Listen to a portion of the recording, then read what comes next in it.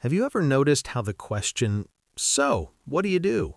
doesn't land like a question for you?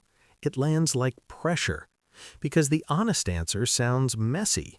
You do a little of this, you're curious about that, you go deep, then sideways, then suddenly you're interested in something completely different.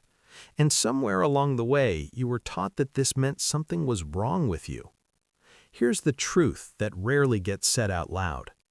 If you have too many interests, you're not unfocused, you're early.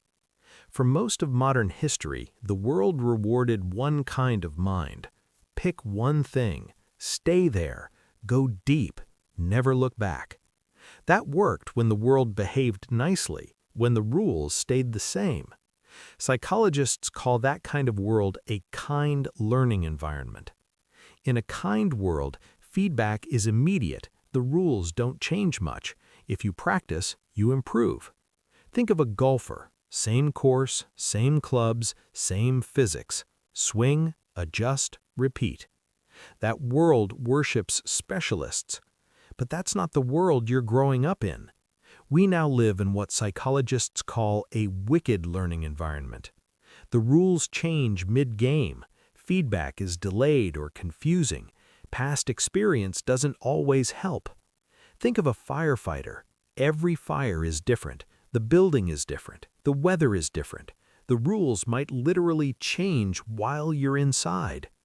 In a wicked world, being good at one narrow thing isn't enough. And without realizing it, your brain adapted early. You weren't collecting interests because you lacked discipline. You were training adaptability. You didn't go deep once and stay there forever. You went deep, then zoomed out, then went deep again somewhere else. That pattern has a name now: M-shaped. An I-shaped person builds one deep pillar. A dash-shaped person touches everything but never lands anywhere. But an M-shaped person builds multiple deep pillars over time, connected by curiosity. Depth, connection, depth again. That's why your brain feels restless when it's boxed in. You're not meant to repeat, you're meant to synthesize. And synthesis is where value lives now. When you understand more than one system deeply, your brain starts doing something rare. It stops memorizing answers and starts recognizing patterns. You see how psychology explains marketing, how storytelling explains leadership, how music explains timing, how design explains human behavior better than spreadsheets ever could. Cognitive scientists call this far transfer. Most people apply skills only where they learned them. That's near transfer. Far transfer is when you borrow structure from one world and solve problems in another. That's how breakthroughs happen.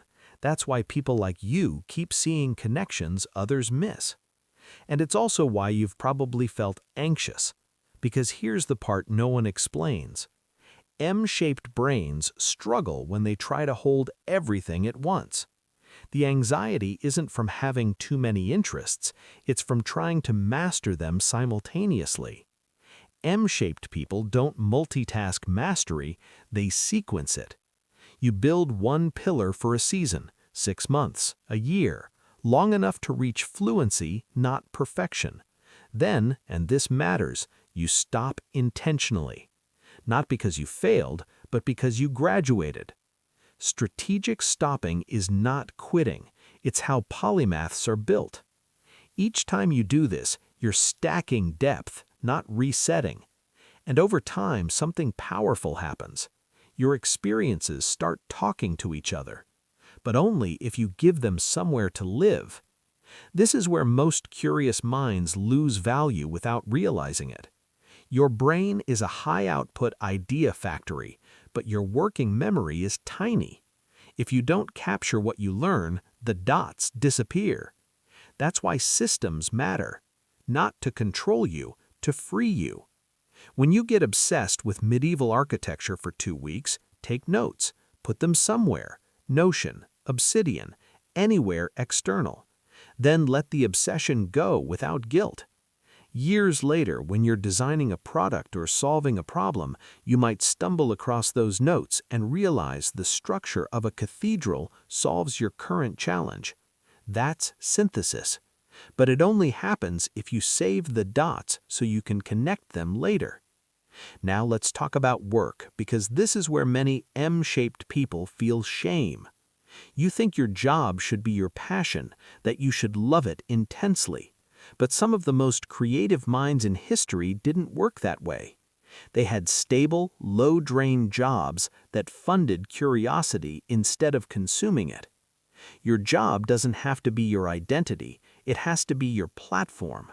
Stability gives your brain room to explore without panic. And exploration is your unfair advantage. The future doesn't belong to people who can only do what they did yesterday. It belongs to people who can learn, adapt, and bridge worlds.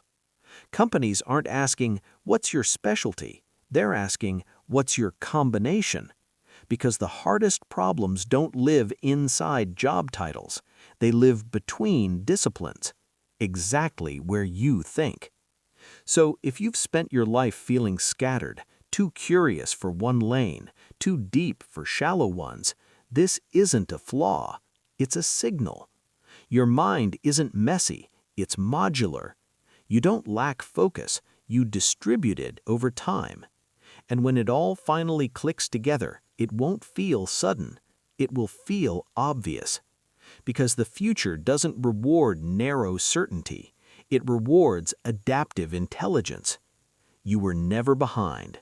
You were just built for a world that's finally arriving. Welcome to the M-shaped future. You've been training for this your entire life.